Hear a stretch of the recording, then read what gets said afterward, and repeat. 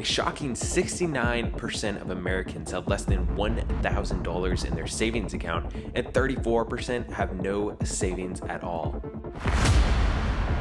Our consumeristic, instant gratification society is beginning to have enormous effects on people's everyday lives. As counterintuitive as it sounds in today's culture, having the mindset of, I don't want to win the lottery. I want to build something myself so that I can put in the time, I can put in the effort, I can grind, and when I get there, I know that it will be because it is what I did, nothing was given to me, it was what I earned, and I can be proud of that. And I think that's just something that's really lacking in today's culture of instant gratification. Everything is instant. You hear the stories of millionaires being made overnight, like creating something in a coffee shop, and you think that you can get that and you can reach these levels that you see other people at without putting in the years of hard work that it took to get there that you didn't see. This episode is sponsored by the like button. Now, this is a limited time offer. You got about 12 minutes to take advantage of this. Go ahead, click that button. End of commercial.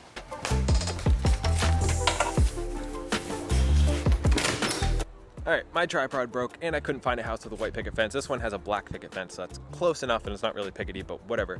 So my main point here is you could live in something, everybody wants that 3-bedroom, 2-bath house. But if you practice delayed gratification, instead of buying this house now, you buy the house across the street, which is a duplex.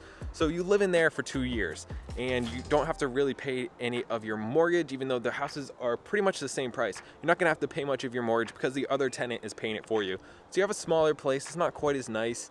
It's not really your ideal living situation, but then in 2 years, you move across the street to this house, the house that you wanted, your dream house, and this duplex just paid for it. It's paying. So once you move out, you get that extra rent, the extra $1,400 a month, and you put that right towards your mortgage. So you can do things like that where you're doing delayed gratification. You're not getting exactly what you want now, but you're finding a more creative way to get it later for less money.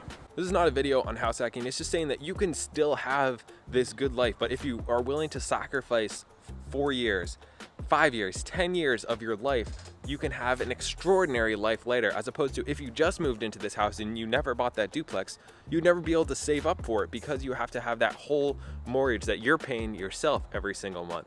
So making those choices early as opposed to renting somewhere or buying a condo or buying, that nice house, that starter home, and then moving up to a bigger home, if you make some choices early, it can really change down the life. And that is what I did, is buying the triplex instead of buying a single family home or renting somewhere.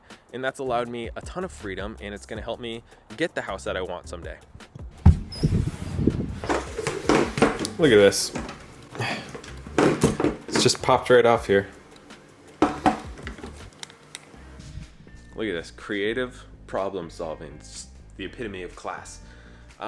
So I just wanted to tell a little story. So I don't know if you guys have heard of this. It's like called the Marshmallow Experiment. It's really an experiment about delayed gratification that happened, I think it was in the 70s. So pretty much what they would do is they would have these kids, they'd, one at a time in a room with a marshmallow, and they'd be like, if you have this marshmallow right now, you cannot have another one. But if you wait and you wait 15 minutes, we will bring you another marshmallow and you can have 2. So it's kind of delayed gratification is what they were checking on here. And so the kids who ended up waiting and getting the second marshmallow, so they actually got more rewards just for waiting 15 minutes, they ended up doing better on their SAT scores, having lower BMI later in life. Like when they tracked these kids, ended up being more successful. It just kind of goes to prove that having delayed gratification can really help you in every aspect of life. Not only your weight, but it can also help you with your finances. If you look at, I'm not just going to go live for the weekend, I'm also going to think about 3 years from now and 5 years from now, when I don't want to be in the exact same boat I'm in now. I want to be close to reaching financial independence and retiring and quitting this job that I hate. I don't want to be stuck here forever because of these choices, because I can't practice self-control on these things. Or maybe, I've always wanted to have six-pack, but I can't do that if I continue to not be able to say no to going out and having pizza and drinks 3 nights a week with my friends and like these other things, and I can't get myself to go to the gym, even though it's not really fun to do. It's not the most, I don't know, nobody loves going to the gym. Well, some people do, but it's really going to pay off down the road. If you do that for years, you're going to be in the best shape of your life, and you don't have to do this crazy thing in order to get there. So when I'm talking about sacrificing here, it's not like you're miserable for years. I'm not miserable right now. I'm really happy, but I'm able to discover things that don't cost a lot of money, and I could save that stuff for stuff later down the road, Like instead of traveling all over the world right now, I'm choosing to, stay locally, focus on some other things that are local, focus on creative stuff, which is pretty cheap to do, and then still do some traveling with travel hacking, so doing that for free. But just finding a different way to do some stuff. If anybody makes fun of my tripod, we're gonna have issues.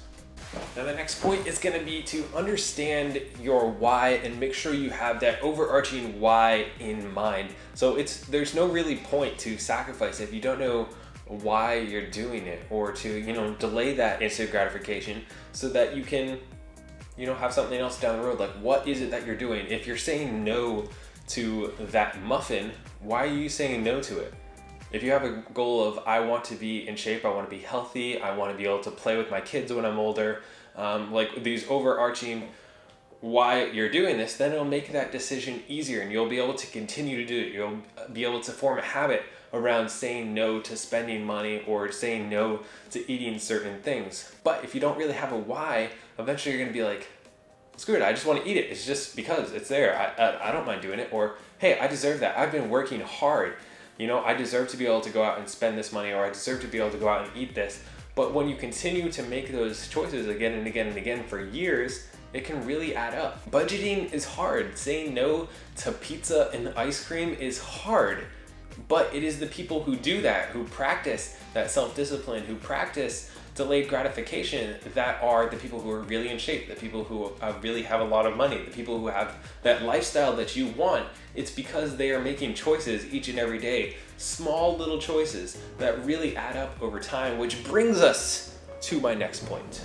And it's also understanding compound effects and seeing that even though you may not see a instant result when you save that $1 and then you save another $5 and another $5, it looks like it's just $5, right? When you don't go out and get a $5 latte, it looks like it's just $5.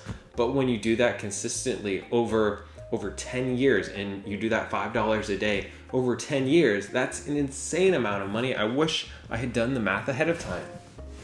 Where's my phone?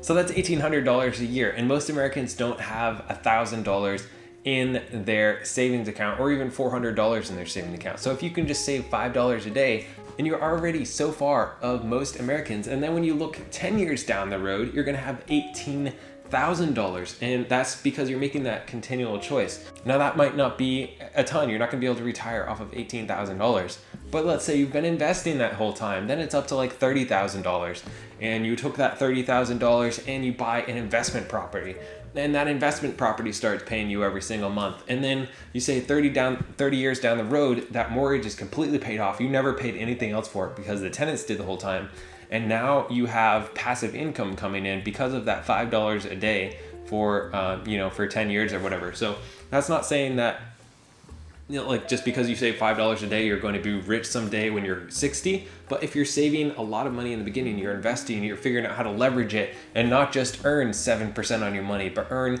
50% or earn 20% by doing these real estate or investing in your own company or investing in yourself, you can get a huge ROI on those things. And like when you're doing house hacking at 3.5% down, I won't get into this. But you know what? It doesn't just have to be real estate. I know I talk about that a lot. That's just because I enjoy real estate investing. But you can also do things just like the stock market. Open up a Vanguard account, get some VTSAX. It's the most basic thing that you can do. And then just continue to get in a cycle of buying it every week, every other week, once a month, and continue to grow that. And over years, it will make an insane amount of money as that compounding effect kicks in. And then also just these choices, just making these choices every week, every day, but even just every week, you make that choice 52 times in a year, and you are going to be in a different spot than somebody else who is not making that choice. Whatever your habit is, it's eating healthy, spending less, whatever your goals are. And I know when I look back, I'm a completely different person than I was last year.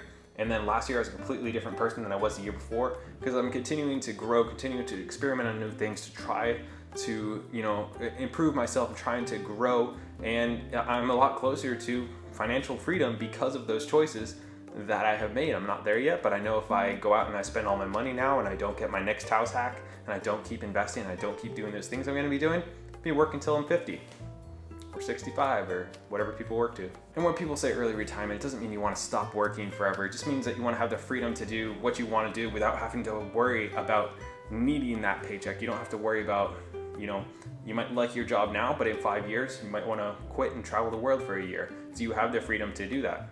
What if you hate your job in 5 years? What if your job no longer exists in 5 years? So you got to think about those things and then decide, is it worth making that sacrifice now to have that freedom later? It's really what it comes down to. Thank you guys for watching. Follow me on Instagram if you want to do that and try to post there more often. Follow me on Facebook if you want to do that. Try to do that more often. Link in the description. Thank you guys for watching. Drop a like. I will see you next week. Oh, wait. And I'm also going to unbox some stuff next week, probably the week after. So if anybody wants to send me free stuff, I can be bought. This episode is sponsored by